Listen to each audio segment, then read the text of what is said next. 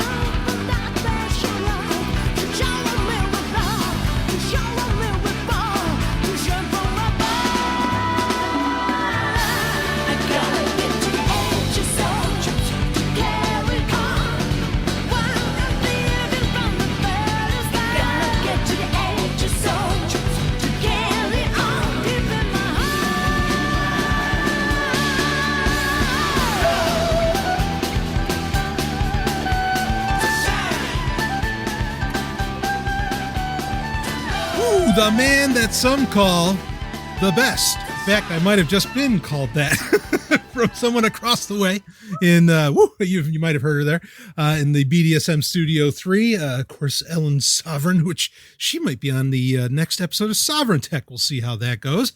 But anyway, got a little something fun here to do. Not just fun, but something I wish I had years ago. And I mean that. Years ago, I wish I had this. This is going to be another. We've been doing a few of these lately, and they've been very popular. People have really enjoyed them, and I've gotten great feedback. We did, well, it's a Gaming Grid special of sorts, but we put it under the banner of Zomia 1 Underground. And in fact, after I had done the top 8s for the Nintendo 3DS and the Nintendo DS, even got feedback from great listeners saying, wow, now they're basically tempted to get their hands on a 3DS just to play Super Mario 64 DS and so on. So these have been very popular, and I'm honored by that, and I'm glad that people enjoy it because, as I often say, and I'm sure I've said in recent Gaming Grid specials as well, that personally, I identify in this order. First and foremost, I am a gamer. Second, I am a historian. And third, I am a tech journalist. But it is in that order, you understand. There are things that come after that, but the top 3, it goes like that. So getting to talk video games with you and really being a person that very much waves the banner of retro gaming, and of gaming that does not require an internet connection. And that is going to be very key to what we're going to talk about in this special. It's an honor that people want to hear about it and that they listen and that they're into it. So now, as we are in August of 2020, the announcement dropped a few days ago. And then as to when this gets released, there will be, it'll have gone live and you will have been able to pre-order it, even though I imagine it's going to sell out very, very quickly, for pre-orders. Why a pre-order should sell out, I have no idea, especially when it's not going to come out till like 2021. But the Analogue Pocket, which we had mentioned previously in Gaming Grid specials that we had done for Zomia 1 Underground. And this we have some details. We know what it's going to be about. We've got some pricing and all of this. I've got to tell you, after reading what it can do, well, I'm very impressed. And this isn't what we're going to talk about, but it fits in this vein. I will be doing a deeper review or overview, I should say, because I don't have one. No one's going to have one for a while, but a deeper overview, probably on an episode of Sovereign Tech during a Gaming Grid, of the Analogue Pocket. So this is, I don't need to go into major details with it, but bottom line being, after reading what it can do, well, there's some really cool shit. Like it has adapters where it can play Atari Lynx, which I had that. I think that's fucking great. As well as Neo Geo Pocket, Game Gear, and so on. I mean, all that's dynamite, because its main thing that it's trying to be is to emulate Game Boy, or not emulate FPGA, but to be, a really high-end Game Boy, and that's very much what it is. I'm kind of shocked it doesn't come with a game installed. It does come with Nano Loop, which lets you play or create chiptunes, right? Which there's actually chiptune music used throughout Sovereign Tech, some of it by an old friend of mine. There's a lot. I mean, there's really impressive stuff you can do, including if you get the dock where you can hook up, Bluetooth controllers to it, and you can do up to 4 players, connect it to your television, and so on. I mean, all that's really, really great. But I gotta tell you, mobile, first and foremost, is a very personal medium, right? As in, generally with mobile, and this isn't always true, but generally with mobile, it's between you, yourself, and the game machine. And again, as I stated earlier, I'm not really one into any kind of online play at all. I could dig some LAN action, but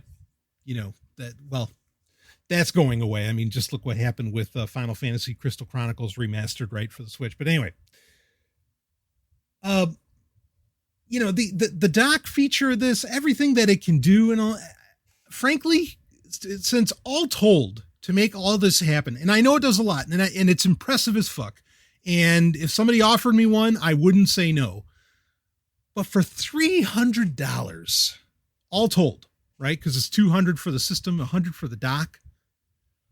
I don't know. I think you're much better off, shelling out $100 to $150 for a PlayStation Vita, because I think what that can do is far broader than what the Pocket can do. Again, I'm amazed it didn't come with any exclusive games, even though like the exclusive game that came with Analogue's, the Mega SG? That is now, Ultra Core? That's been released for other systems now. It's not even exclusive to that.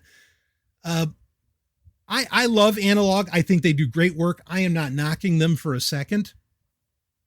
But I do feel like it's getting to the point, I think, that there are systems and options that go above and beyond what Analogue brings to the table and are better bangs for the buck. How about that?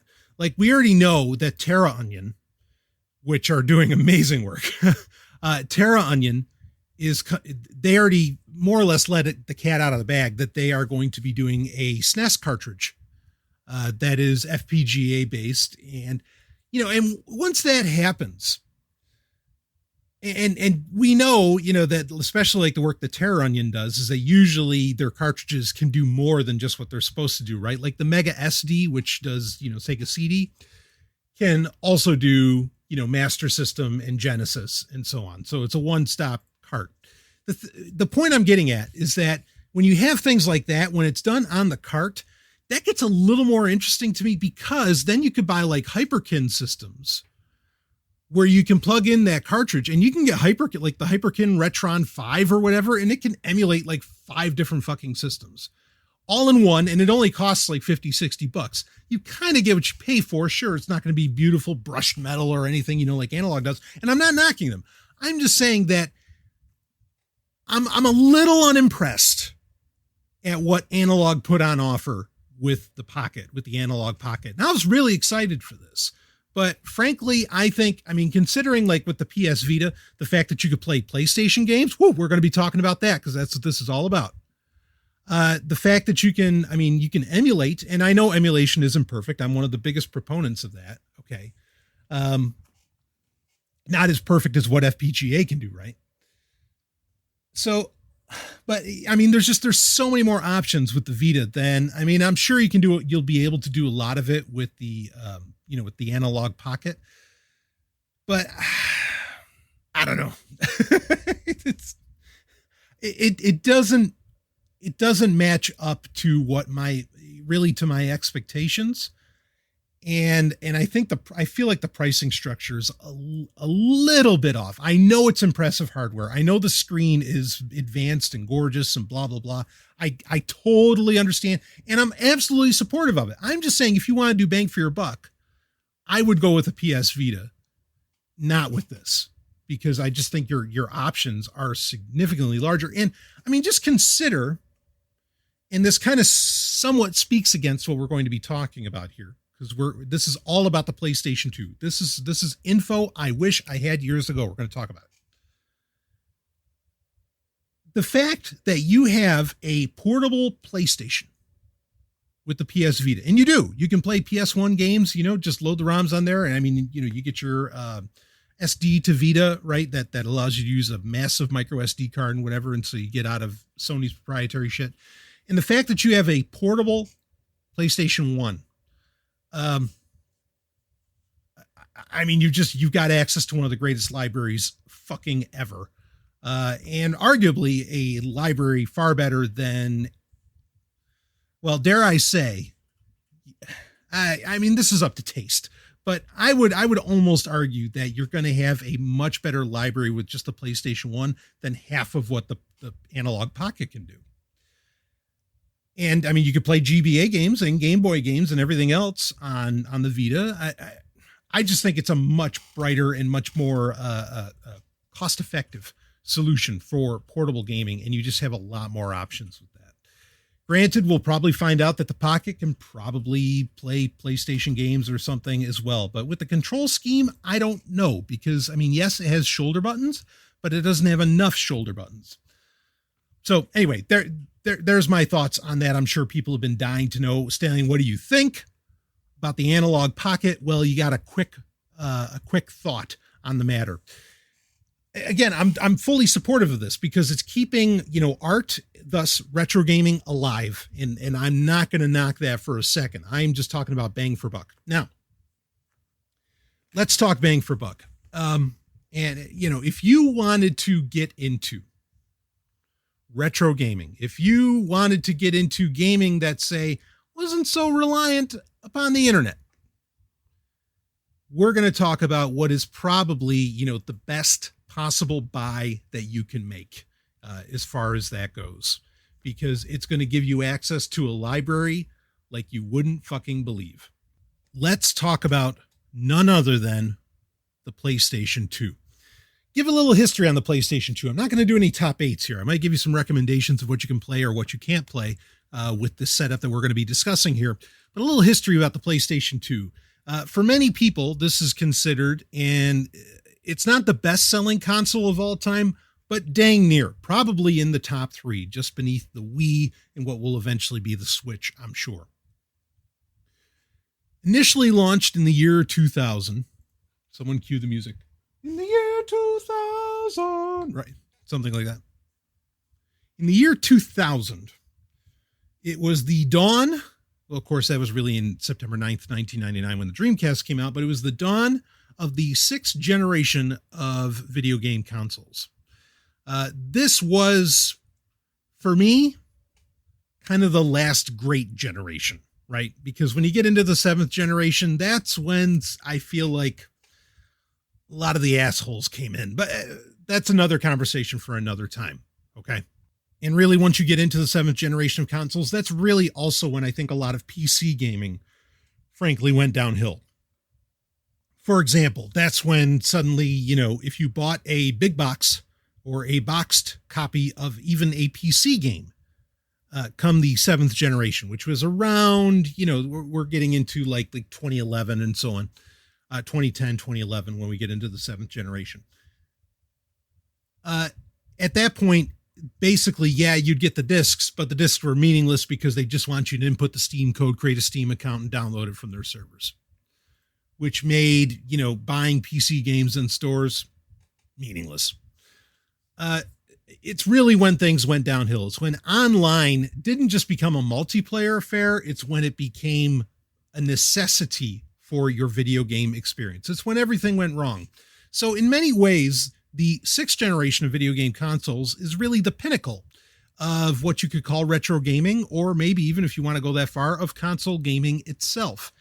And fortunately, especially with the PlayStation 2, it was so white hot, it was so popular, that you have an incredible gaming library or game library to access. Of course, not only that, but the PlayStation 2 can also play natively, can play PlayStation 1 games.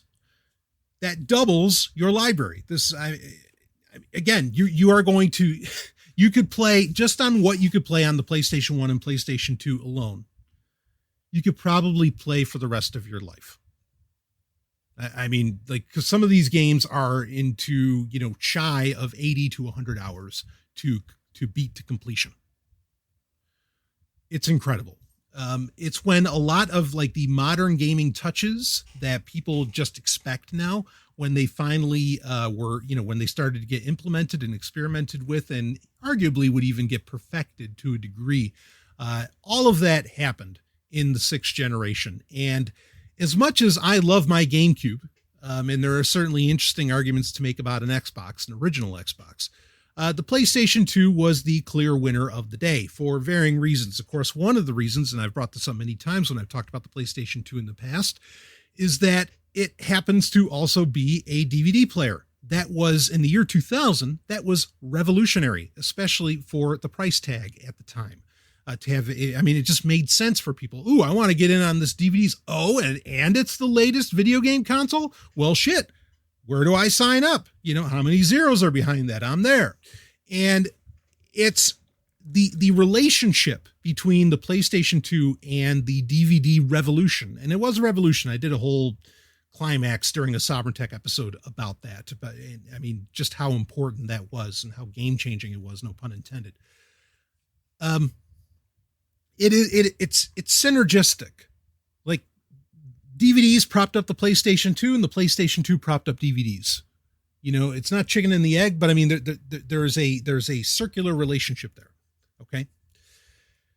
So anyway, the PlayStation 2 would be popular and in production well into the, following generation of consoles, into the 7th generation.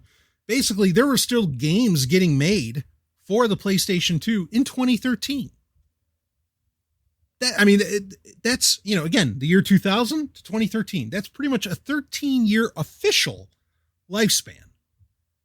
That's remarkable. And one of the longest lifespans of a system in gaming history.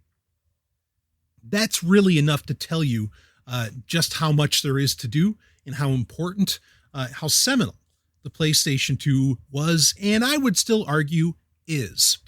So the PlayStation 2, now you can get your hands on one of these. People have tons of them, used ones everywhere, whatever. You can get your hands on these for anywhere between $50 to $100. Like many systems at the time that all relied upon optical drives, right? That, CD, DVD, and so on. These drives, they go bad. That is a problem. Okay. But part of what we're going to talk about in this Gaming Grid special is actually how to resolve that. The problem with the optical disc, even though there's not a really, I mentioned Terra Onion earlier, right? So Terra Onion recently came out with Mode, which is a FPGA board that can work either in a Sega Dreamcast or a Sega Saturn. And you can attach a hard drive to it and throw all of your disk images and ROMs, whatever, onto that, onto a hard drive, or actually it even works with a USB stick as well as an SD card, micro SD card. You can put them all on that, slap that inside, no soldering required, slap that inside your, your Dreamcast or your Sega Saturn. It ends up replacing your optical drive. Okay. But there you go. And you can play those games. Now, that's a great solution on a bunch of different levels. One of the ways that it's a great solution is that it creates an easily replaceable medium, the hard drive or the flash drive or card, whatever. And you no longer have to worry about the pain in the ass. And let me assure you that it is because I've done it, the pain in the ass of replacing the laser on the optical drive or, replacing the optical drive for mechanical reasons or whatever else, to get rid of that problem I mean, that is a huge boon. And I hope that sooner or later, Terra Onion turns their eye towards the PlayStation 2. Now, part of the reason I don't think that they're turning their eye towards the PlayStation 2 is that there is a really great solution already for either connecting a hard drive or playing burned discs, right? Copies that you make on the PlayStation 2. And it's called FreeMcBoot. Now, I've talked about FreeMcBoot in the past on Sovereign Tech, as well as in Zomia 1 Underground Q&As and so on. But there are certain little tricks to this that I have been trying to figure out for a very, very long time. And I have finally figured them out. And that's what inspired me. No one asked me to do this episode. I'm doing it because I wanted this information. I would have loved to have had this information 2-3 years ago when I got back into, owning a PlayStation 2. And, well, there's a bigger conversation to have around it, but in basically cutting off my entertainment at around the year 2000 and perpetually living in the 90s, as it were. I mean, I have to admit, I love the PlayStation library more than I love the PlayStation 2 library, even though they are both great. And one, it's easy to argue that they are of equal worth, that one isn't necessarily better than the other, but there are a billion PlayStation 1 games that I would play long before I would play certain PlayStation 2 games.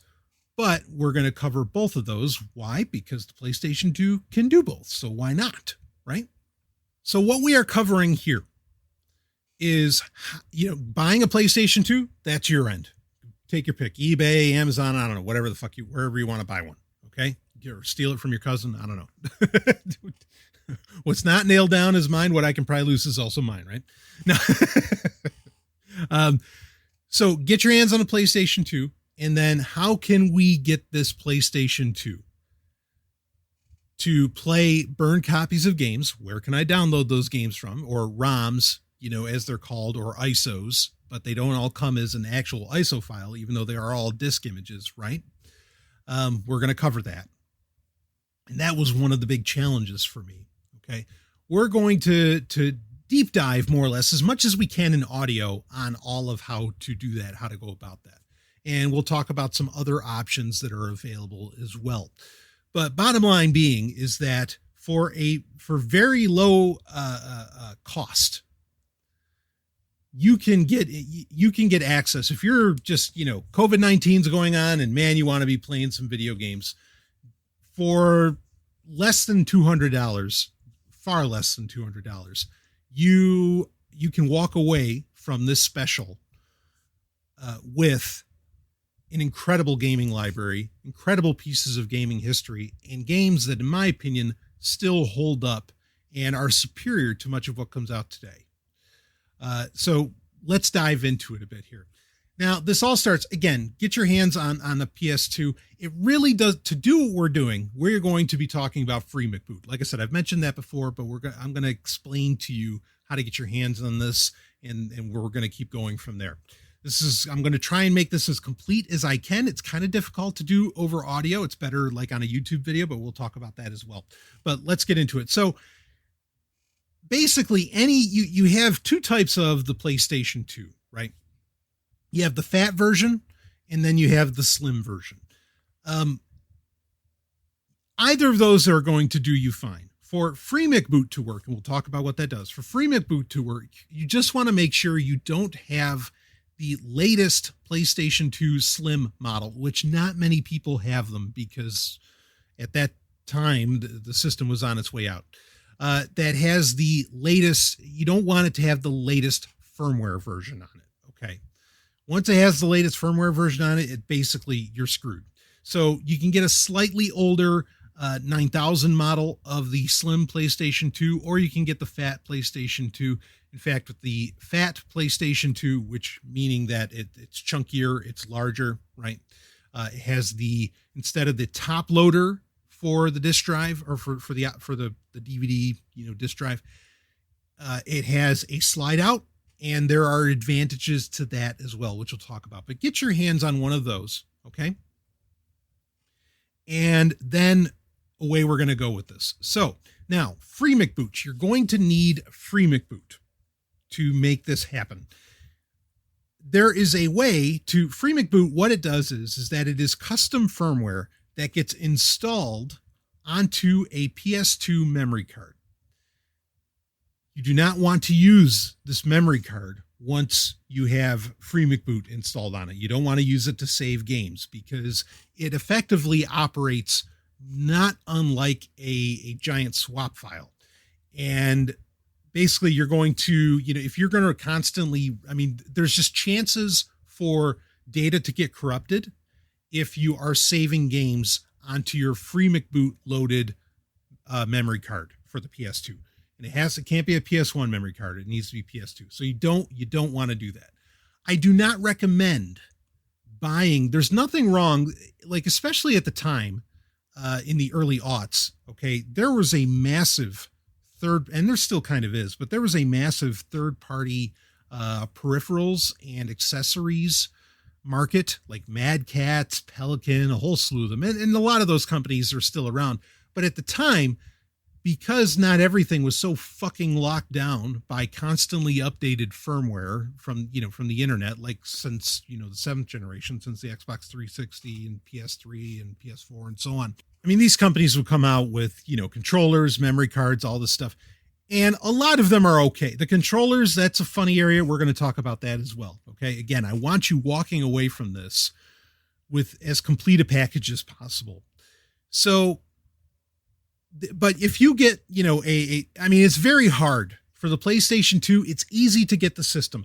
To get a first party controller, like an official Sony PlayStation 2 controller, very difficult to get one. Usually you have to get a refurbished one. It's a very expensive proposition. Are they worth it? Yes, because they're the best controllers ever made for the system. There are alternatives that are pretty good, and we're going to cover those. But with the memory cards, I don't think it matters too much. However, something that has become popular are memory cards that, use basically newer flash memory in them. And they'll say that they are memory cards that can hold 128 megs or something like that. As to where I think at the time, I remember some companies like Mad Catz would sell a 16 megabyte PlayStation 2 memory card, but the average PlayStation 2 memory card was 8 megabytes as compared to the 1 megabyte for the PlayStation 1. Again, the memory cards, I think you can get away with it as long as they are using the traditional memory of the time. And a lot of the third-party memory cards that were made throughout the actual lifespan, the official lifespan of the PlayStation 2, you can still get for a song. And they're very worthwhile. They're very tough, very sturdy. Sony took these things pretty seriously. And some of the competitors in the third-party space, like Mad Catz and so on, they were trying to really compete, I think, and they had they had more on the line, I should say, than Sony did with a lot of this stuff. So, they wanted to make a pretty good name for themselves. So there's nothing wrong with getting, those kinds. And in fact, a lot of them still had to use like Magic Gate technology, the proprietary stuff for the PlayStation 2, like Nyko, and so on. So it's okay if you get a third party memory card. Just don't get fooled into buying these 128 megabyte PlayStation 2 memory cards. Buy a bunch of like 8 megabyte memory cards if you're really, going to play that much and you're going to save that many games, which you might. I have multiple memory cards for that very reason. Okay. But keep it official, keep it something that, and if you can buy, stuff that was made at the time, I think that's a much, much better bet. But ultimately, so really all I'm talking about there is I'm raising 2 points. One is that don't worry about getting an official Sony memory card. That's not important, but you want to stay away again from the modern shit as much as you can. And those are great for saving games because again, the PlayStation 2 doesn't have a built-in hard drive. Yes, they made a hard drive for it, with SOCOM and all. That's a whole other ballgame though. We might talk about that a little bit later. But you can use, get one to get a memory card to save your games on. And then you don't even have to. Here's the thing, because you're probably asking me, wait a minute, how the fuck do I connect? Because if you look at a PlayStation 2 memory card, that's not a USB port, or that's not a USB dongle. how are you going to connect it to your computer? Don't bother. Go on eBay. Okay. Let someone else really do the work for you. Don't say, oh, but what about, is it going to be secure? What if they put some malware? No. It's a PlayStation 2. Okay. It doesn't have to connect to the internet. No one's going to bother to do this. Okay. Their Freenode boot is still actively updated. In fact, I think it's up to version 1.66 now. And it's been in development since what was it? 2008, I think, when that started. Anyway, just go on eBay. And this is really key. Do not search for modded PS2. You don't need a modded PS2. All you need is to buy the memory card, and they're less than $10. You can buy a Freenode boot memory card. Okay. From a seller on and look up the latest version, and you can get the latest version, buy one with the latest version on it and a bunch of other software pre-installed. You can put a ton of emulators on with Freenode boot, on an 8 megabyte card, by the way. Just buy it preloaded, pre-installed. There's people who do their own little businesses out of this, and it's wonderful, off of somebody on eBay. You don't have to do the work yourself. Now, Freenode boot is a soft mod, which means you don't have to actually really do anything to the hardware. You kind of do, but not really. So you can buy a memory card with Freenode boot pre-installed. You're going to want to buy a memory card to, have your saved games as well. Okay. And you bought your PlayStation 2 already. All right. You're off to a great start. Now here's the rub. For Freenode boot to work, okay, you need to have your disk drive able to be opened, all right, without the system software recognizing that you opened it. Meaning, if you have, and this is easier with what sometimes gets called the Fat Boy PlayStation 2, the larger one. If you have a slim PS2, you're going to have to trick the sensors around the optical drive. And this is very simple to do. You can do it with a straw and some tissue paper. Okay. You can look up about how to do this. I may link to it in the show notes, how to do it. All right. And there might be one where you have to crack open the actual case of the slim PS2. It depends upon the model that you get, which one you have to do that with. But anyway, you can crack this thing, or, you open that up, and you might have to put, again, a little bit of tissue paper just to trick the little sensor into thinking that the disk drive is closed. That's the idea. Now, if you have the larger PlayStation 2, there's a little tool that you can use, which can pull out the sliding disk drive. And then the PlayStation 2 doesn't really know any different. You just push it back in, and, and away it goes. Okay. We'll talk about why this is important a little bit later.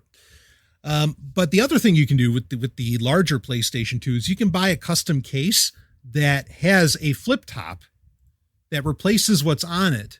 And then, you don't even have to have the tool to pull out the disk drive, and you can just lift up the flip top and, swap out discs. We'll talk about why you need to do that. Really, you only need to do it if you want to play PlayStation 1 games.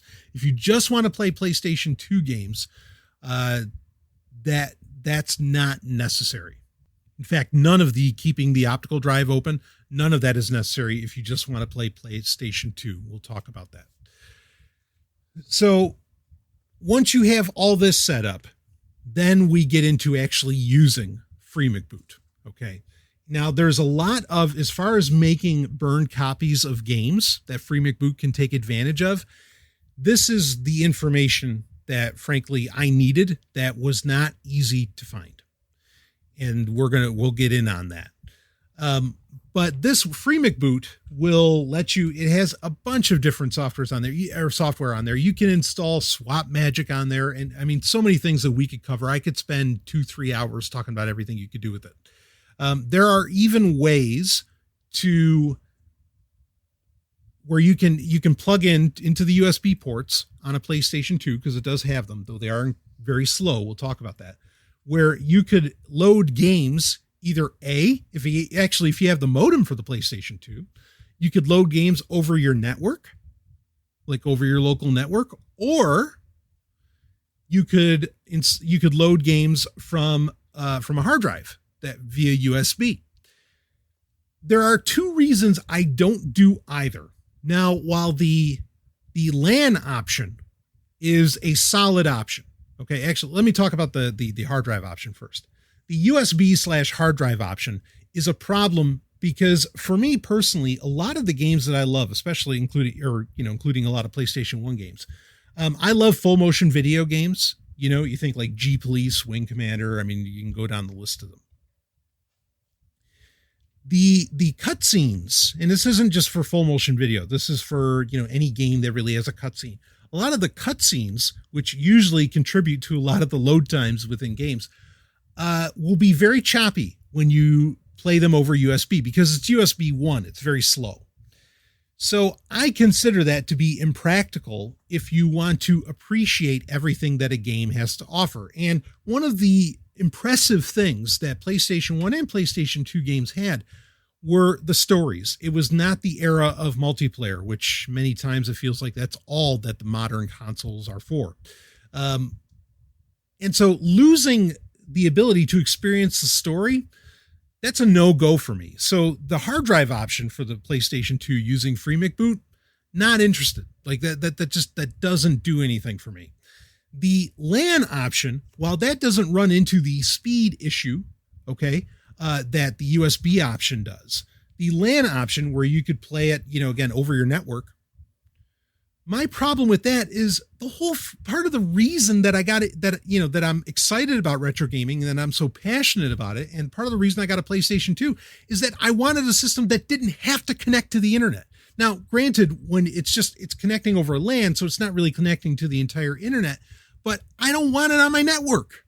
I don't want it bothering with my network. I don't want it taking up any bandwidth. I don't want any of that horse shit. I want something that I plug into my television and it does the business. And that's all that it plugs into, minus an outlet, of course.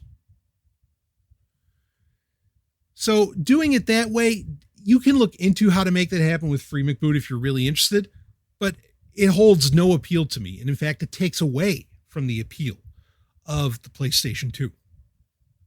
So what I want to do, or what I've been doing for a while now, is making what you would technically call a backup copy, but burning physical discs of the games and putting them in. Now, this has a potential flaw down the road itself, which is that, again, these optical drives go bad over time. It's unavoidable. Okay. If your Freenode boot memory card, dies, it doesn't matter because you're not storing any real personal info. You can customize it to some degree, but you're not storing any info on that. Okay. So you just replace the memory card. And there's plenty out there to do so with. That's not really a problem. I hope that someday a company like Terra Onion finally says, okay, no, we're going to make something, an FPGA board that will let you connect a hard drive in whatever fashion that'll be full speed and will replace your optical drive on the PlayStation 2. That's the dream. That's what we want. Okay. But we're not there right now. So in my opinion, the most attractive option is doing, is having physical discs. Now you don't want to, this doesn't work for everything. Physical discs, okay, for, with emulating, or not, it's not really emulation, right? With the PlayStation 2, it's just, it's what it's designed to do. Physical discs. You might ask, well, why don't I just buy the games outright? Part of the problem there is some of these games are incredibly rare. Some of these discs themselves have gone bad over time. That's another issue you run into, which is why it's also very important, I think, for a company like Terra Onion to eventually come out with some kind of real hard drive option that replaces the optical. But many of these games today for the PlayStation 2 or the PlayStation 1, now some of them cost in the hundreds of dollars, if you can even find them. It's an expensive proposition that you should not have to deal with. The fortunate thing is that there are plenty of sites still that, and it would appear, unlike Nintendo, it would appear that Sony ultimately doesn't really care about, like PlayStation 2 games being available, PlayStation 1 games being available. And part of the reason I don't think they care is that, now over the PlayStation Network, like on a PS4, you can actually buy and download a lot of, PS1 classic games or PlayStation 2 classic games. But there's plenty that I think will never, ever show up on the PlayStation Network for varying reasons around IP and lack of interest, even though, they might still be amazing games. That'll just never show up there. So there's still a great argument for owning a PlayStation 2 itself. So again, having physical discs, I think, is the most attractive option for, having access to these games using your PlayStation 2 and doing so particularly with FreeMcBoot. I'll put a lot of links in the show notes to cover a lot of this stuff that I talk about. Okay. But I'm going to give you the process of how to go about this.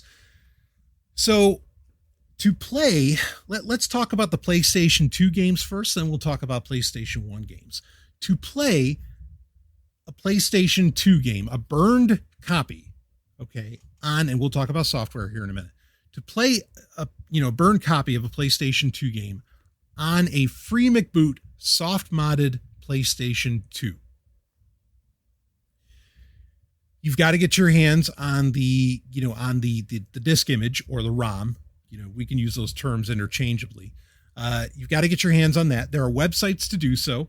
I'm going to mention a couple to you. There's vim.net, VIMM.net. That's one. And then there's CoolROM, which is coolrom.com.au. coolrom.com.au. These two sites, between the two of them, you'll find just about everything. There are other websites out there, okay, that'll give you access to the ISOs or the ROMs. And the reason that they still use the word ROM is that because of whether or not a game was on a CD or a DVD defines what type of disk image you're downloading, okay? And that's an important info to get into. So you can download the games from there. I mean, for the PlayStation 2 specifically, I don't know. You want to, unfortunately, whatever. I think a lot of people would want to do this. I don't know why, but you want to play Grand Theft Auto San Andreas. Okay, fine. So you would go to CoolROM or Vim, which Vim's layer is what it's called, has been around. Fuck, I think I was a teenager when that started. It's been around for a very long time, and they just kind of keep jumping URLs whenever they get caught. But anyway. So you will download the game, all right? And we'll talk about software, but you're going to burn the image onto, say, a DVD, and San Andreas would certainly be one that would be on a DVD. There are PlayStation 2 games. You got to understand, with the PlayStation 1, those are only CD-based games, okay? So you only need CD-ROMs, and yes, you're going to have to buy, blank discs, obviously. The PlayStation 2 took advantage of CD-ROM, as well as DVD and dual layer DVDs as well. So single layer DVDs and dual layer DVDs. So you'll probably encounter over time a need for a couple of those.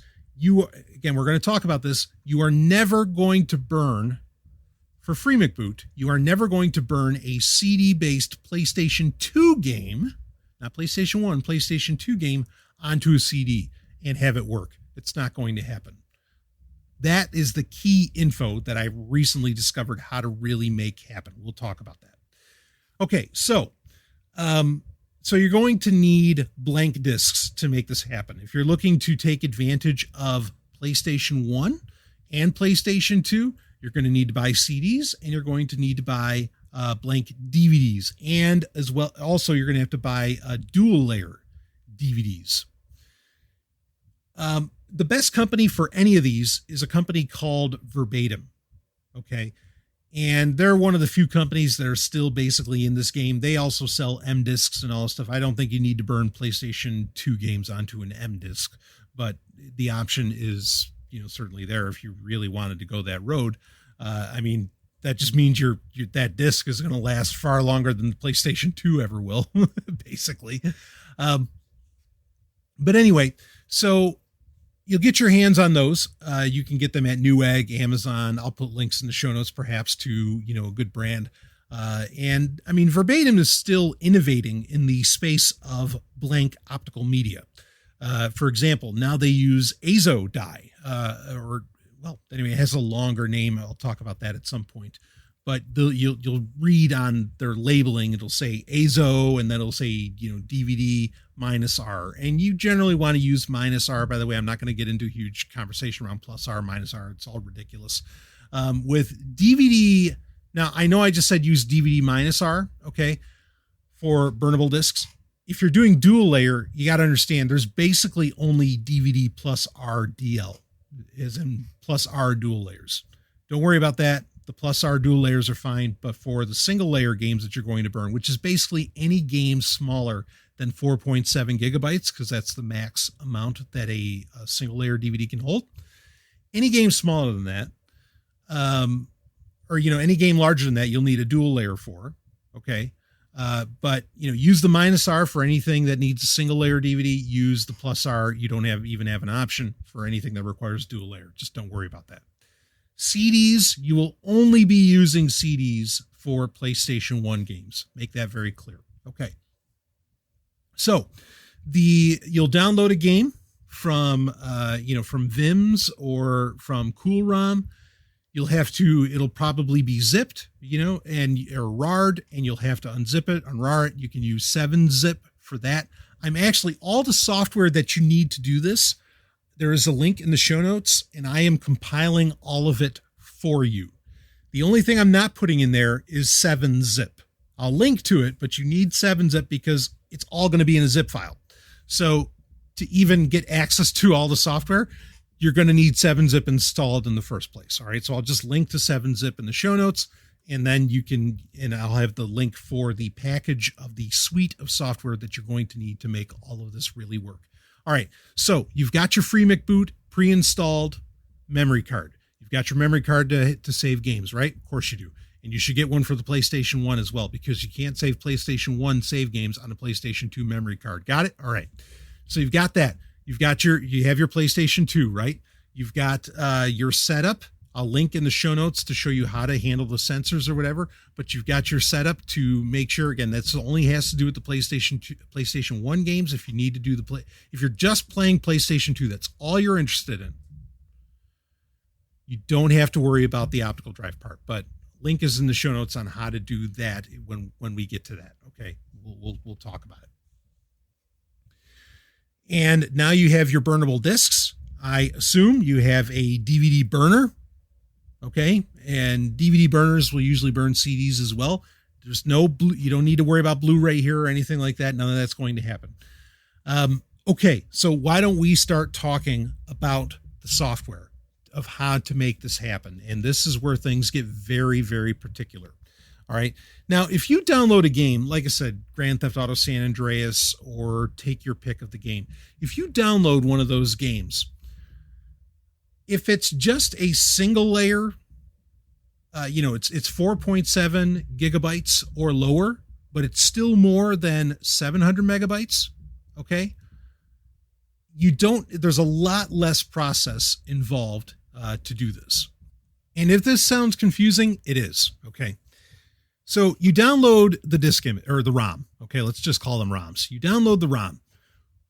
When you unzip the ROM, it'll be one of a couple formats. It'll either be a .iso, or it'll be two files, which will be a .bin and a .q. It's one game, but it'll show up as two files.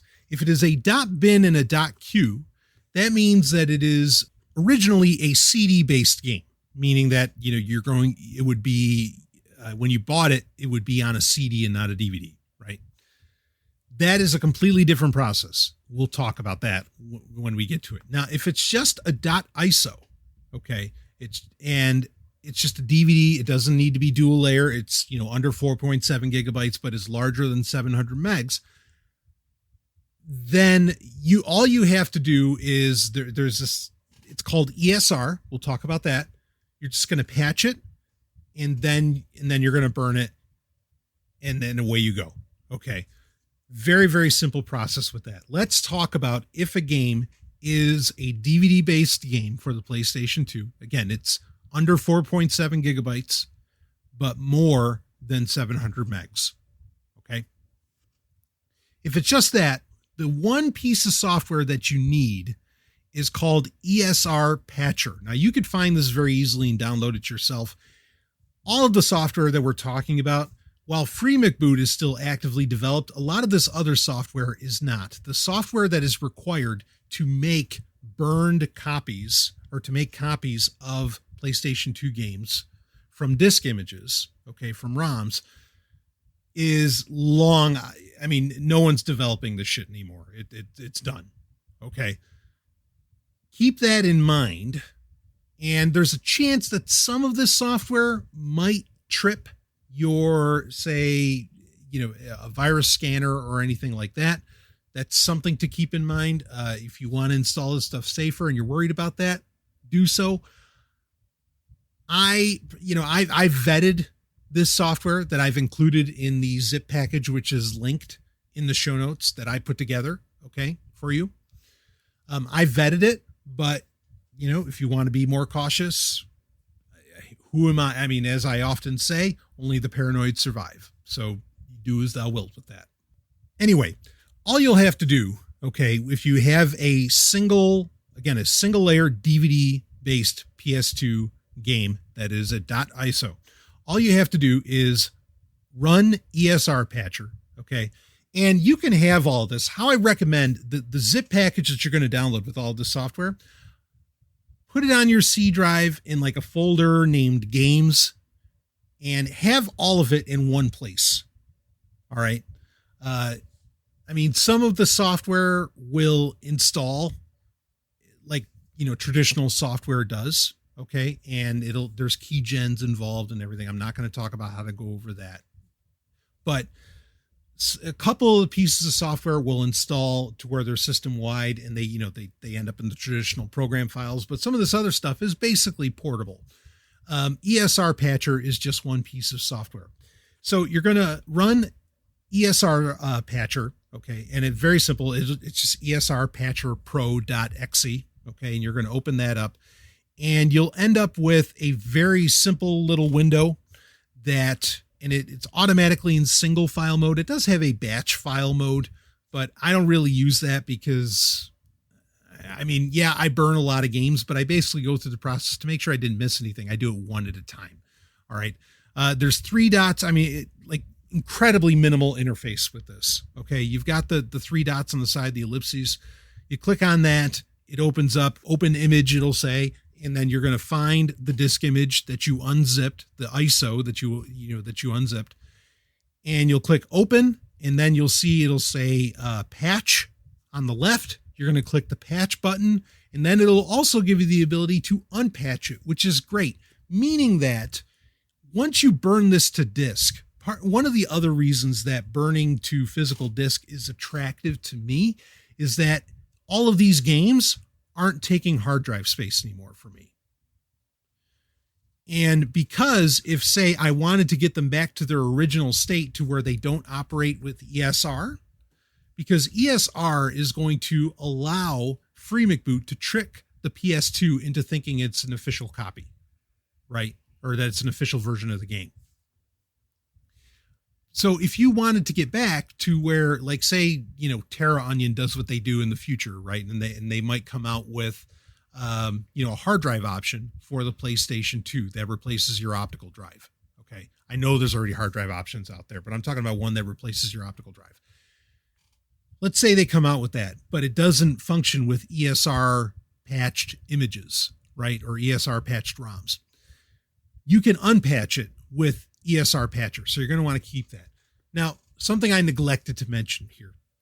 Let's mention this now. All of this software runs on Windows and it's basically non-existent on any other platform, on any other operating system. You've got to do this on either a Windows virtual machine or a Windows machine.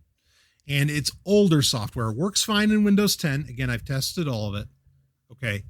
But that's what you need, to make all of this work. There's a conversation that we could have around that, why that is. But bottom line, again, none of this stuff is actively developed. I think most people have either left the PlayStation 2 behind, unfortunately. Now, especially now that on PlayStation Network, you can get a lot of the, PlayStation 1 classics and, and PS2 games and so on. I think for a lot of people, they don't bother anymore. It's unfortunate, but there it is. And so, it runs on Windows. It's older software, but, like Shuttle Tidarian, the code still checks out. So anyway, ESR patcher, you run that, you patch the image, and then you burn the image. You have to patch the image for ESR. And then you can burn it onto your blank DVD. You put it into, this used to operate differently with older versions of FreeMcBoot, but as long as you're getting the latest version of FreeMcBoot, basically you put it into your, again, you don't have to have the top, like tricked into thinking that it's closed, the disk drive into thinking that it's closed or anything. You put it into your PlayStation 2, power on the PlayStation 2. Okay. It's probably going to automatically go to your browser, but then you're just going to hit the circle button to get out of the browser. And then you will end up in all the options of pre-installed software that came on the FreeMcBoot memory card that you purchased on eBay, right? And you'll see the option for ESR. You will scroll down to, or, press down to ESR in the PlayStation 2 menu on the PlayStation 2. And then you just press X, boom, ESR, and loads up.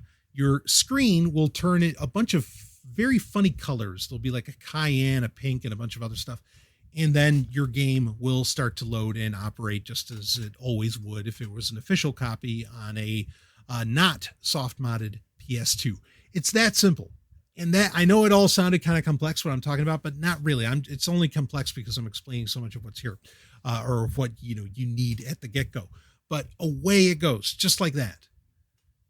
Now, not every game, admittedly, works with ESR. And it's not a matter of if it's BinQ or a dual layer or anything like that. It has nothing to do with that. There are just some, and I don't know what it is, if it's because, now, so there are times where ROMs that I've downloaded from CoolROM, when I burn them to disk, when I patch them with ESR and I burn them to disk, they don't work.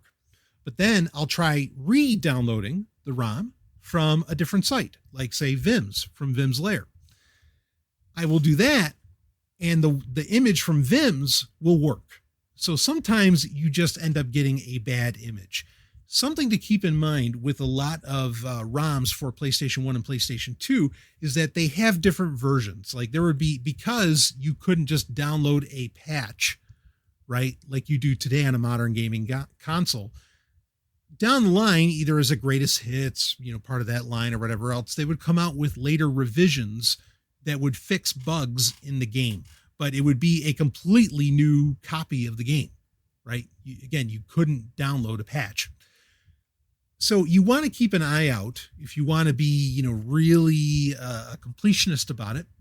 You want to keep an eye out for when you're downloading these ROMs to get the latest version of the game, right? For example, Tomb Raider for PlayStation 1, they ended up I think it went up to version 1.5 of that.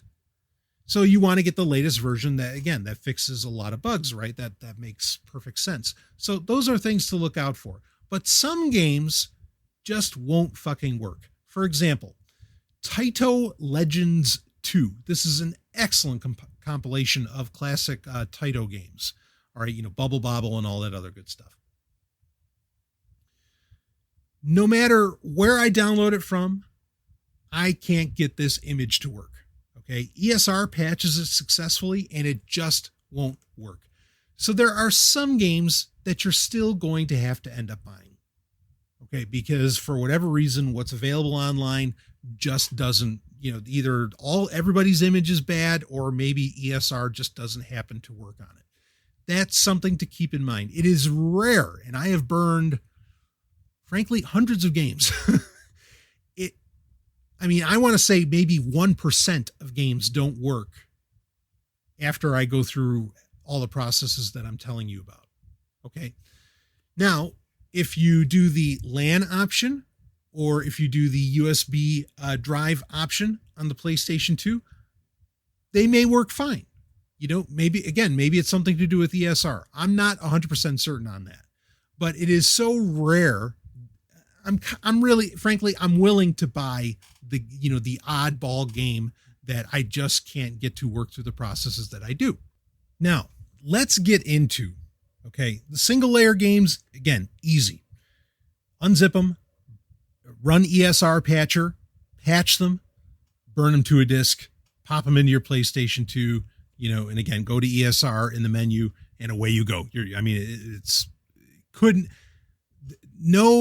is no modding of a system that could be any simpler than this. That it's as simple as it fucking gets. It's great. All right. And frankly, with, the games that we're talking about, that to make a copy of them goes through the process I just described, is about 80% of the PlayStation 2's library. It's the rarer games where things get very complicated. And I mean, they do get complicated. I have been trying off and on, varying Google searches, searching all kinds of forums and everything for years to figure out, how do I take a CD-based game for the PlayStation 2, not PlayStation 1 games, but PlayStation 2 games that were originally on CD. How do I get them to work on a free McBoot soft modded PlayStation 2? This took forever. Finally, about 2 weeks ago, okay, I found a YouTube video and it was from like 2017. I don't know why it never came up. I mean, you cannot imagine how much I searched for this. Finally, I found the answer. I will link to the YouTube video that explains this whole process of how it goes. Okay. So that you can see it visually, if that helps, but I'm also going to describe it to you here. Basically, what you have to do is you have to make the disk image, okay, of a CD-based PlayStation 2 game big enough to where it has to be on a DVD and recognized as a DVD. That way you can patch it with the ESR software. That's what you have to do. It is not the most simplistic process by any means. Okay. So again, all of the software I'm about to describe is available in the link in the show notes, and I've compiled it all for you. Okay. So this whole process starts off with, you will unzip a game. And here's an example of a great game, why it's very worthwhile to do this. Star Wars Racer Revenge. Okay. One of the best games for the PlayStation 2, one of the best Star Wars games ever made, flat out. You will download this game from, whatever ROM site you want to get it from. It will, when you unzip it, it will come out as a .bin and a .q file. Here's where this whole process starts. So again, you're going to, when you unzip the file that I've linked to and that I compiled for you, you'll have a bunch of different pieces of software in it, and some you have to install. There's 2 pieces of software you're going to have to install. The rest just operates off the exe files, and you can have it anywhere. You will need to install software called ISO Buster, and that has a keygen. You have to go through that process. And then the other thing you're going to install is Image Burn, IMG Burn. This is disk image software, burning software, that has been around for a very long time. It has not been updated in like a decade. The last version to come out, as far as I know, is version 2.5.7. It's freeware. You don't have to, crack it or anything. I don't know why this software, why Image Burn, works so well, and in fact works where other image burning software, and I've tested a lot of them, will make an image, will make a physical copy of a PlayStation 2 or PlayStation 1 game that won't work in your soft modded PS2. I don't know what it is, what's special about Image Burn, but let me assure you, it's what you want to use. Otherwise, you're going to get a lot of coasters, as we used to say. You're going to get a lot of discs that just don't fucking work in your PlayStation 2. But ISOBuster, and particularly I have version 2.8 in the package that you can install from the link in the show notes. ISOBuster is what this whole process starts off with. So you've unzipped your files. You have a .bin, a .q, let's say, of Star Wars Racer Revenge. You are going to open ISOBuster after you've cracked it, of course. We're not going to describe how to do that here. And you will go to File, you're going to go to Open Image File, and then you're going to find the .q, not the .bin, you want the .q file, okay? And you'll open it, and then it's going to show you a bunch of files in there's two windows in it. You'll see on the right-hand side a bunch of files. Now you're going to highlight all of those, and then you're just going to right-click, and it's going to give you an option at the top that says Extract Objects. Okay, now you're going to want to create a separate folder for these extracted objects and just name it whatever the name of the game is. All right. And once you have all of those files in that folder, then you're going to, so again, the process of what the software is doing here, don't ask me to explain that. and it's unimportant. What really matters is that this shit amazingly works. Again, this is only if you are dealing with a CD-based PS2 game. If it's a single layer, DVD-based, it's under 4 points, or it's, caps out at 4.7 gigs and is, more than 700 megs. You don't have to go through this process. Anyway, so ISOBuster. So we go through that, we extract the objects, we get it all into a folder. Then you're going to open another piece of software called DVD Scan, and it's version 3.7 that I have included here. You're going to open that up, and it's going to say, it's just a little window that's going to show up, and it's going to give you options of what you want basically what you want these files to ultimately end up on as far as an optical medium. And so it says, it has three dots. It'll say CD, DVD, or Restore, and you want to select DVD because that's where we're going. Then you're just going to hit File, Open, and you go to the folder where you put all of those extracted objects, all those extracted files from ISOBuster. You'll select all of those, and then you'll just hit Open. It's going to ask you, DVD Scan is going to ask you a bunch of questions like, do you want us to scan this? Do you want us to scan this? Do you have the options of yes or no? Just keep saying yes until you get to the end. It stops asking you those questions and it says Scan Complete. Okay. Once that's done, it's basically priming these files, okay, for it to be, because again, initially it's CD, now it's priming them to be ready to be put onto a DVD, okay? Once that is done, then, and there's a format called UDF. That's really what it's about. Again, I'm not going to spend time, detailing what exactly that is doing. Just this is how you're going to make it work. Okay, so now that you have those run through DVD Scan, this is where you need to open another piece of software. And this piece of software is called File Creator.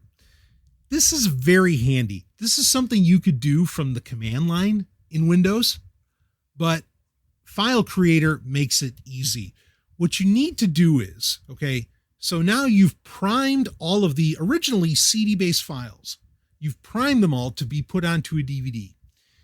Now you need to make basically the image, or what's going to eventually be the disk image, all right? The new ROM that you're creating, prepping it for DVD. You need to make it so that it is bigger than a CD, forcing the burning software to burn it onto a DVD. You have to do this, okay?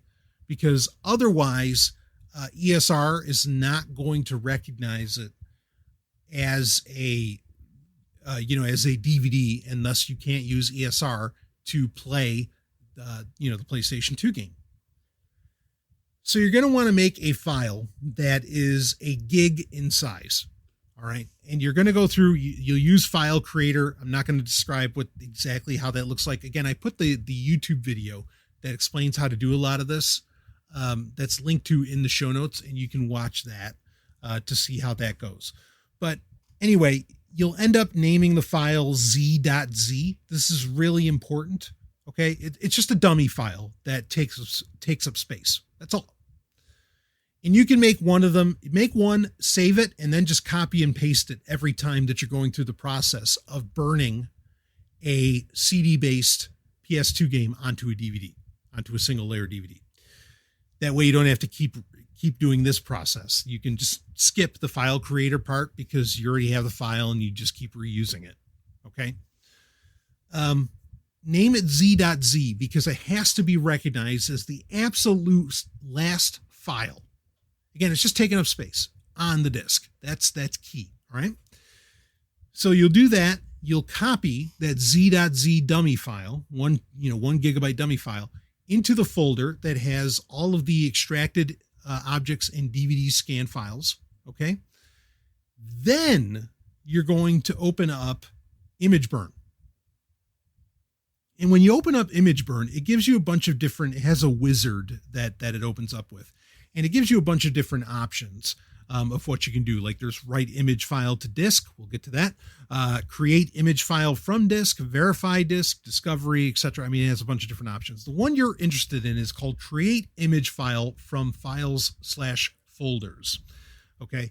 And so you'll click on that, and then you'll see at the top, it's going to say source, and to the right of source on the top left, to the right of that, there is a little search, magnifying glass, right, with a folder. And you're going to click on that, and then you're going to go to that folder that you named the same name as the game, right, Racer Revenge. You'll click on Racer Revenge and just click select folder. It'll open up, okay, at that source. Then you're going on the right-hand side, it's going to say labels. This is a very important step. It seems small, it's crucial. You'll see volume label. Okay, so you click on the tab that says labels, you see volume label, it says ISO 9660.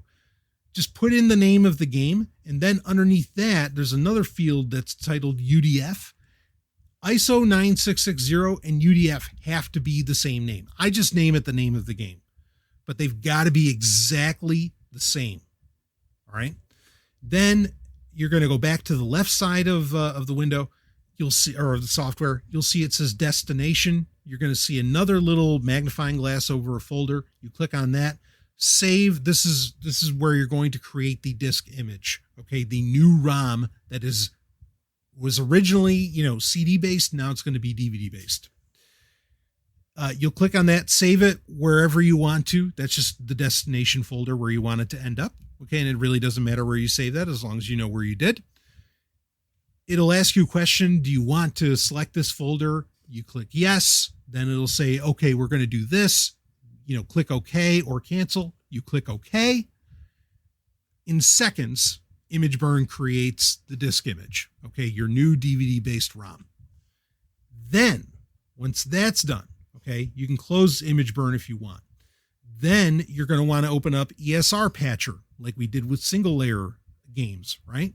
Open up ESR Patcher. You're going to do the same thing. Click on the ellipses. Find that new disk image you made, okay, for like Racer Revenge. Click Patch, exit, get out of ESR Patcher.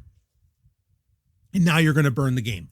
I recommend that you using ImageBurn to burn the discs, the physical discs. ImageBurn is really essential for making copies of PlayStation 1 games, which we're going to talk about.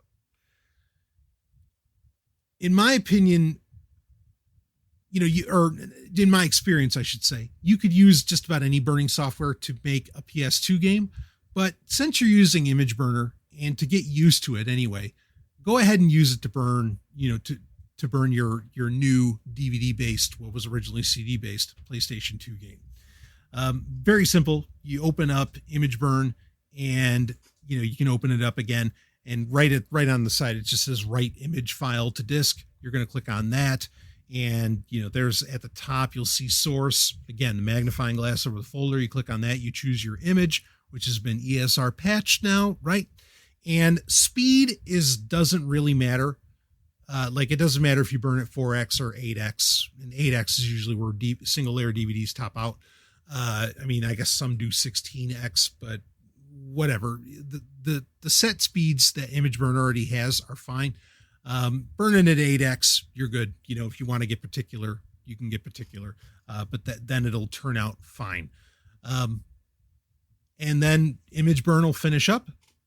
Eject your disk, pop it in, do it just like you did before. Pop it into your PlayStation 2, right? Go to ESR in the PlayStation 2 menu, and what was once a CD-based game that you could never figure out how to fucking play, or get to work now works. Folks, believe me, I've tried everything. You cannot, because there's plenty of software, Power ISO and so on, that will take a .bin and a .q and you can convert them to an ISO file. And then you could arguably, you could go through a whole process of, like, even in Power ISO, you can make it say, okay, make this UDF compatible, right, for a DVD. You could even put in the dummy file, but it doesn't work. This is the process you have to go through. It is not as easy as just renaming files or converting an image or anything like that. It doesn't work. The process I just described, and it took me years to finally figure out what the fuck it was. Satan bless the man that made that video. I mean, this information is not readily available. It's the whole reason I'm doing this episode. Okay. That's the process you have to go through to get, again, CD-based PlayStation 2 games to work. Okay. So there, you've got that, and away you go. Now, dual layer games. Okay. And there are some easy ones to think of. Rogue Galaxy, which is an RPG that everybody should have played in their life. It's brilliant. I said this before. I don't know why this does not get held up along with Final Fantasies and so on. There are other dual layer games. Gran Turismo 4 is a dual layer, which is one of the best games for the PlayStation 2, is a dual layer game. Okay. So you're going to use your dual layer disc. There is a trick that you have to go through to make this work. All right. It is wholly different from what we just described to make a CD based game work. What you're going to need to do, you need a different piece of software. Again, I've included it for you. Okay. There's another thing we're going to talk about when it gets into PAL games. I'll talk about that in a second, but let's talk about dual layer games. What you need to do is that you'll download the game, let's say Rogue Galaxy, from Vims or CoolROM. You'll download it. Okay. You'll unzip it. You have an ISO file. Do not just burn the ISO file. Do not just patch it with ESR. You're going to patch it with ESR, but not yet. The first thing you need to do is there's software. It's called Toxic DL, or full name is Toxic's Dual Layer Patcher. It's just an exe. You don't have to really install it. Okay, you open that up. It's kind of similar to how you use ESR Patcher. You got the ellipses on the right-hand side. You click on that. Go to the disk image for Rogue Galaxy.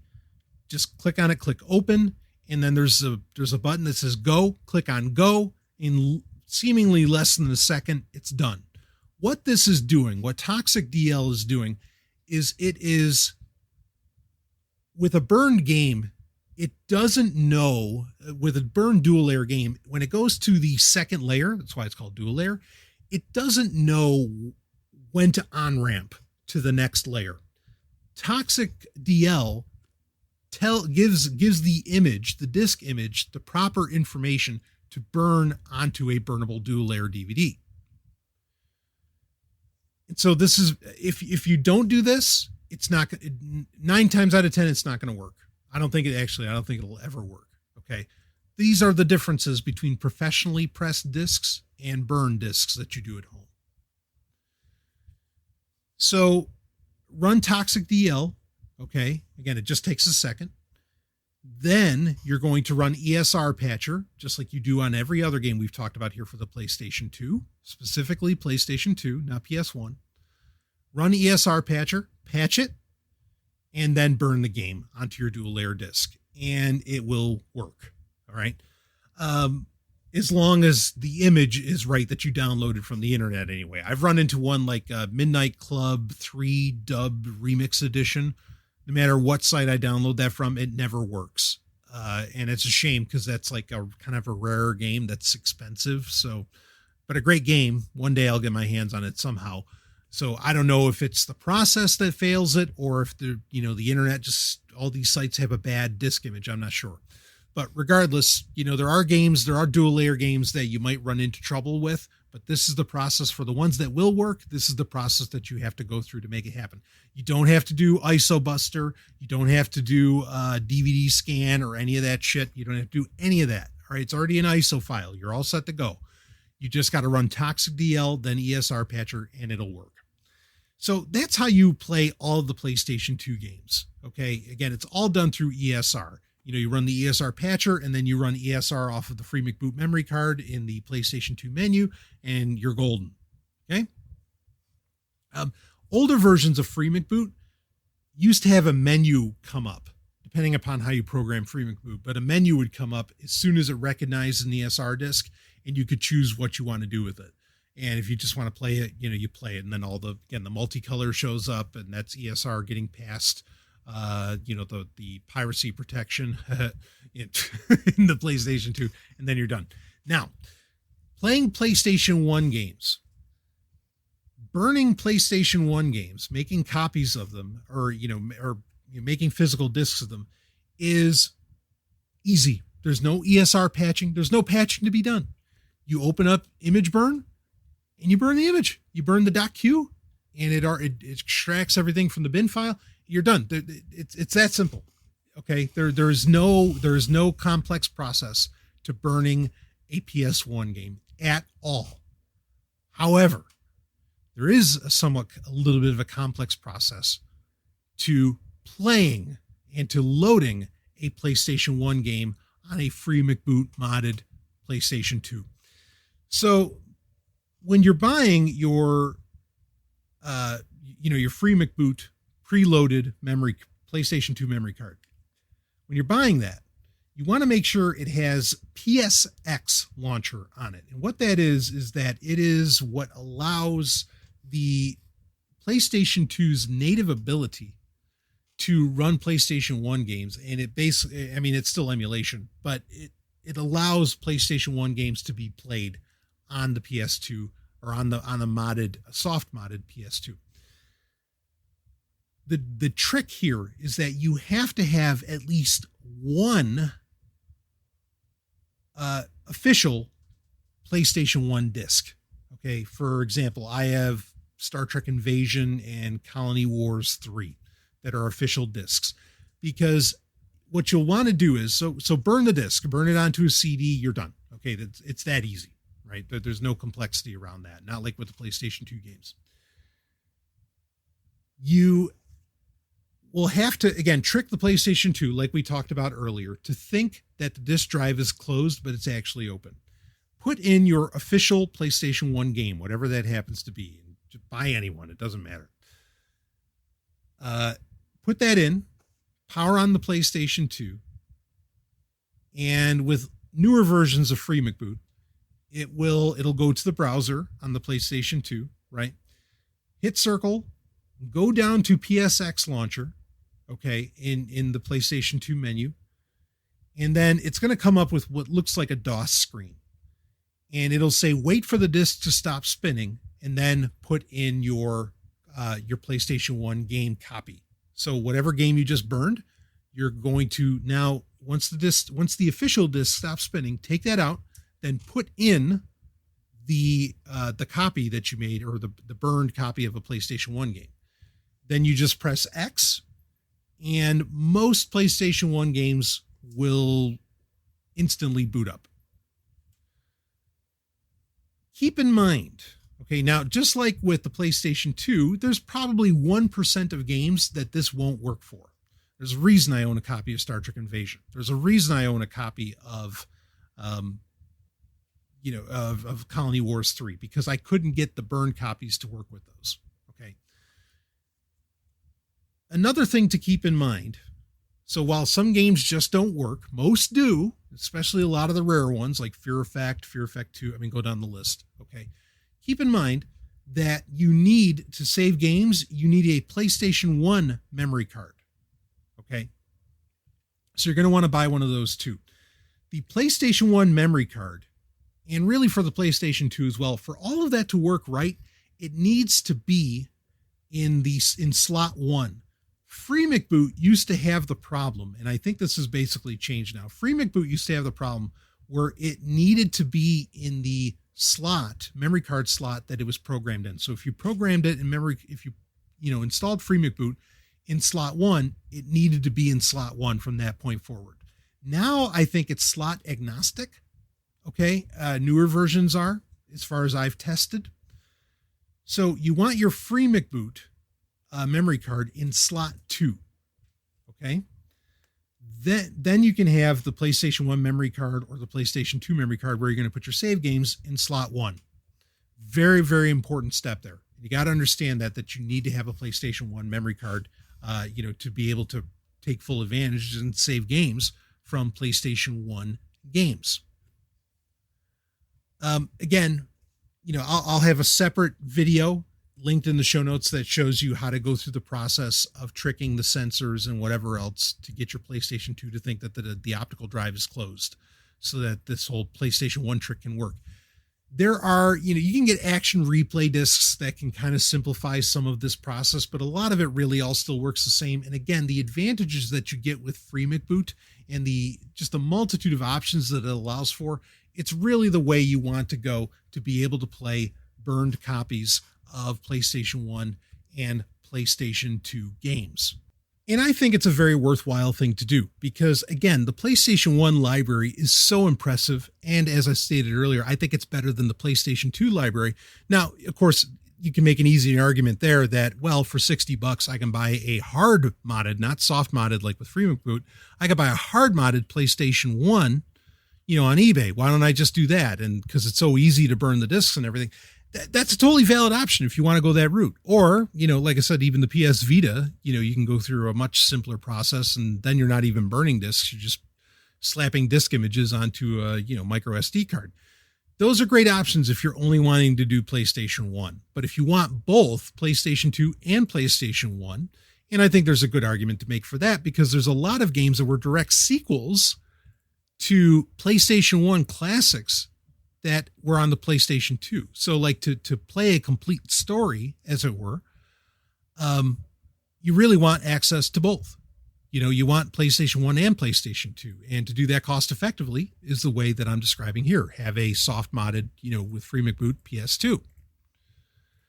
But the other advantage here is that this allows you to play what were previously region locked games. It also lets you play, and you can download these disk images of games or, ROMs that have been custom patched to where they have English translations of originally games that never, were released in North America.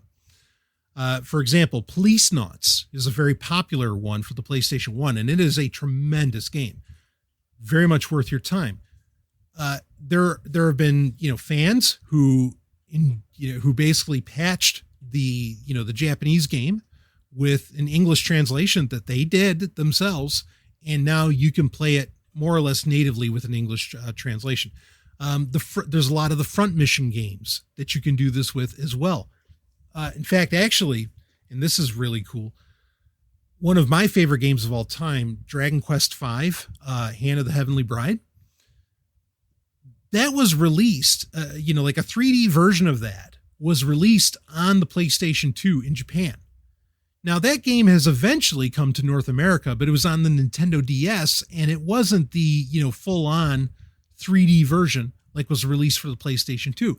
You can get that. In fact, a lot of Japanese games even have the option for English subtitles and whatever else. Stock, like just in. It's not something fans had to do. It's already there. You just have to turn it on. And, with FreeMcBoot, you get access to all of this. And there are just so many fucking games, or even there's fan translations of Castlevania Symphony of the Night that are far superior to what we ended up getting, in America, in the 90s that are, clearer translations and allow for, more mature content and so on. You get access to that. I mean, there's Gradius Gaiden. There are so many games that never saw an American release that now you have access to that came out on the PlayStation 1 and the PlayStation 2. And a lot of them, was it like Front Mission 5 for the PlayStation 2? I think that didn't get released here, was the Scars of War. You can get that with a complete English translation that was never available before. And this is the only way that you can play that. Why wouldn't you do this? And, I know a lot of people are probably also saying, well, shit, if I have a powerful enough computer, I can just run it on an emulator on a computer. Yep, that's an option. You're right. That is absolutely an option for you. But part of the appeal to this is having the original hardware. I could start waxing pretty poetic, and it's not a nostalgia trip. It's a functionality trip. Okay. Like I find myself lately over the past few years, and when you do a tech show for a decade or for almost a decade, I mean, you grow with this stuff and you come to conclusions as you keep putting things together. I find myself now wanting to separate as much as I can and do less and less and less on a computer, if I can help it. Get away from the internet box. Okay, I want to separate things from it. I mean, yes, it's amazing. Everything that we often talk about on Sovereign Tech, everything that we're talking about here, a lot of stuff, yep, you could just run right on your computer, boom, and then away you go and you're done. Great, awesome. You hook up a PlayStation 2 controller with a USB adapter and yeehaw, right?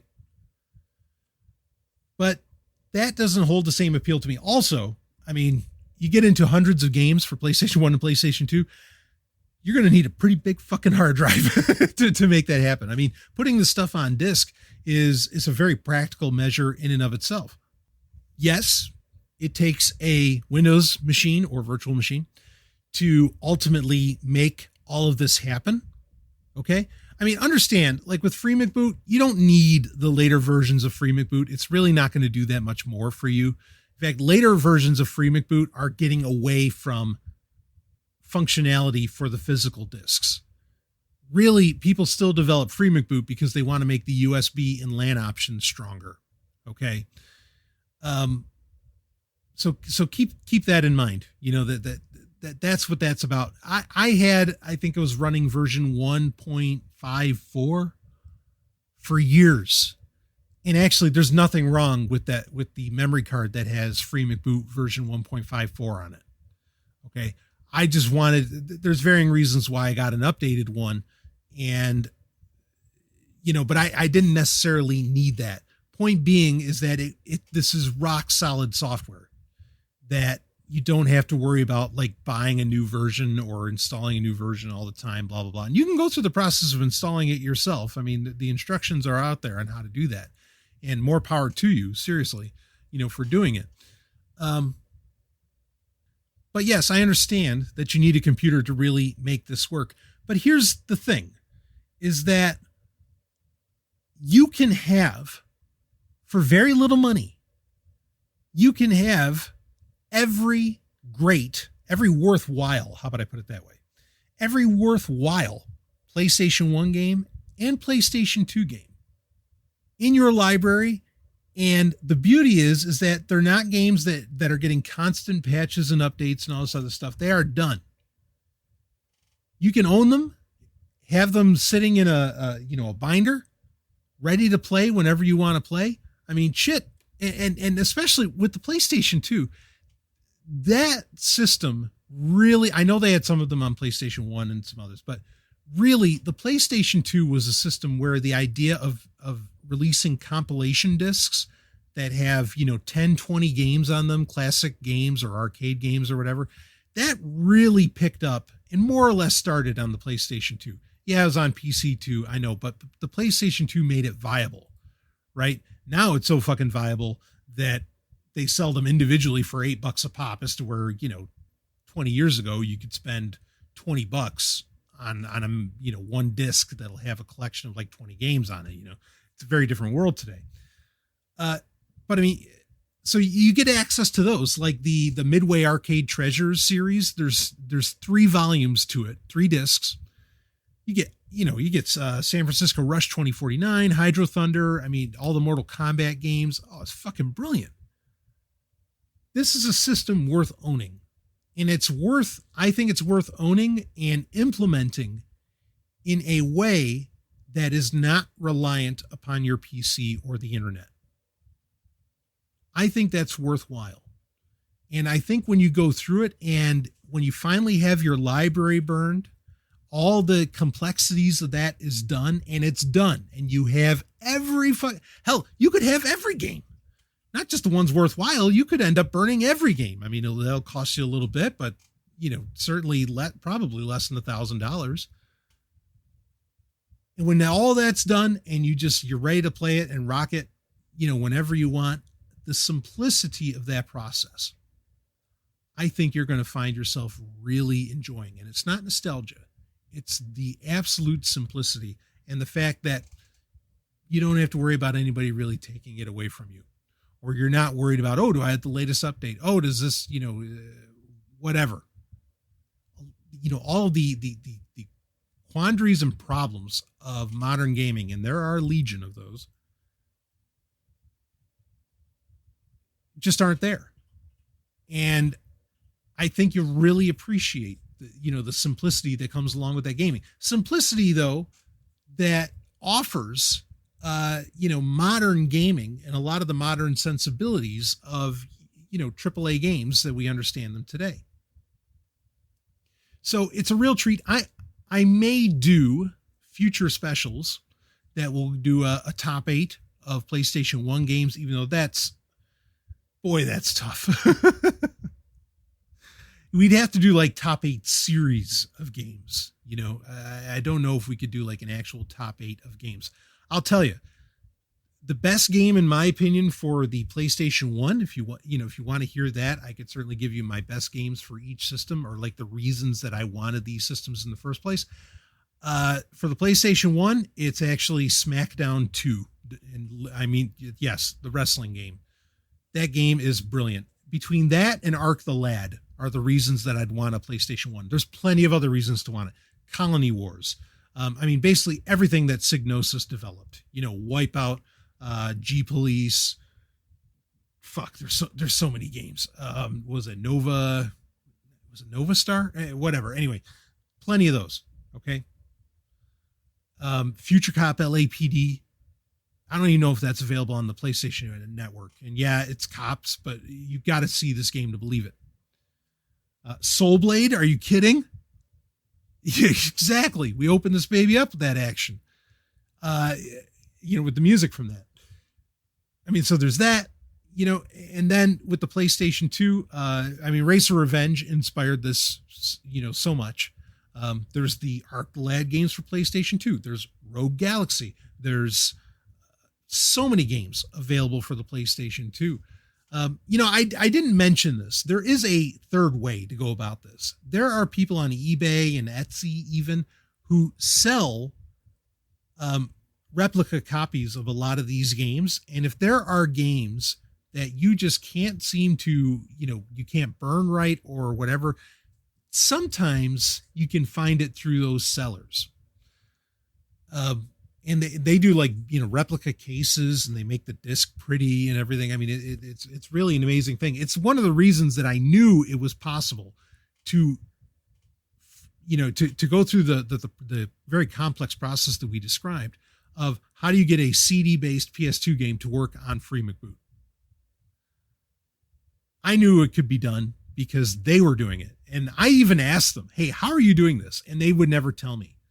So that's part of the reason. Again, that ultimately is why I wanted to do the show, is how to explain to you how to make physical discs of PS2 games, and PS1. We kind of ran a gamut here, of what does that process look like? How do you make it happen? How do you get a good, complete library of, at the very least, the games that are worthwhile for PlayStation 2 and PlayStation 1, and even a bit beyond that. By the way, I mentioned, how difficult it is to get an official PlayStation 2 controller. PlayStation 2 controllers, obviously backwards compatible with PlayStation 1 games. They're basically the same. What are your options as far as that goes? And they just updated this to even a new revision of their controller. Hyperkin, which is a company that I just love. They make the Duke controller and so on. And the X91, which is a great controller. Hyperkin has a PlayStation 2 replica controller called the Brave Warrior.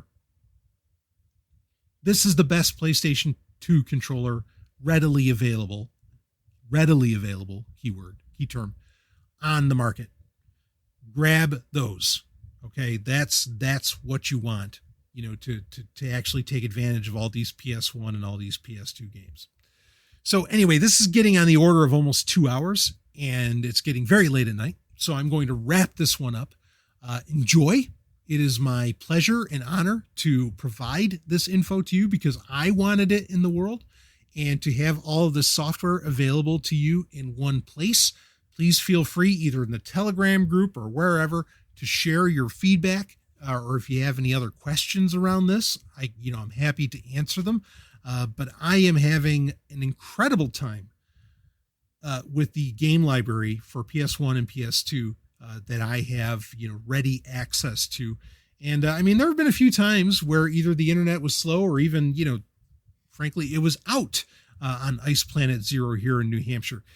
And I didn't very much care because my games, boop, no problem. They loaded up, right in the PS2 and away you go. And I basically have every game that I want. It adds up being to a few hundred. And I don't think I could even play all of these in my lifetime.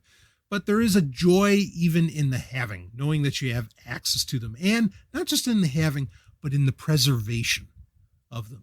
And that's one of the biggest keys here. Preservation. You get to actively engage in the act of preserving art. And that's what these games are. So we'll end it off with that. I will see all of you on the other side.